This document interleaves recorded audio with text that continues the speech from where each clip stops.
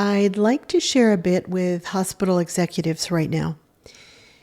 Having run many programs in perinatal for perinatal mental health at various hospitals throughout California,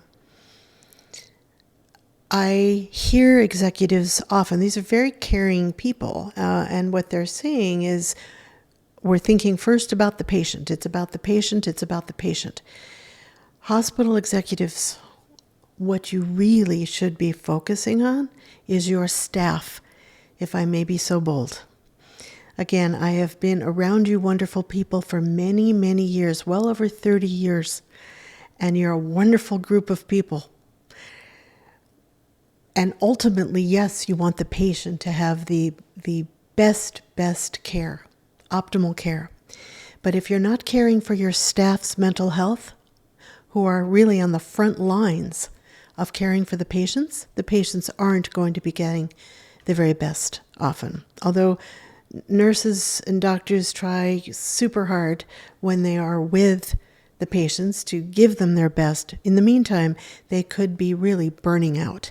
I have a very good friend, Jennifer, who had been a nurse working. She was in some departments that were extremely difficult. She was seeing death almost every day. Jennifer held out for 23 years. And again, a beautiful, wonderful person who was in the field for all the right reasons and gave it her very, very most. She was burning out for a long time.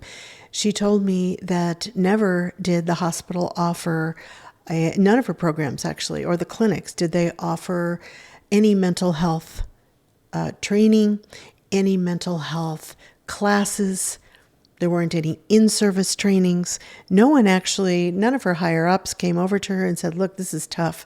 You're seeing a lot of illness and death. How are you doing? Let's talk it through. We're not offering anything there. She eventually left. She owns an ice cream truck now, and she's doing great.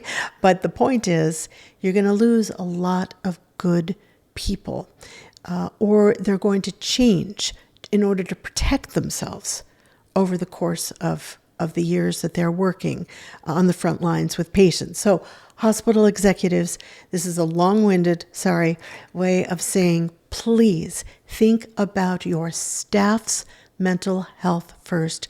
One more anecdote.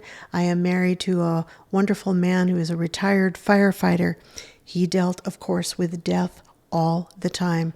Not once did anyone ask him or any of his fellow firefighters how they were doing, how they were handling the death, how they were handling bodies, just lying in the midst of burned homes. So again, it's an extremely important area. And so I hope I'm getting the message across. Offer in-service trainings in your hospital, offer classes or one-on-one with a social worker.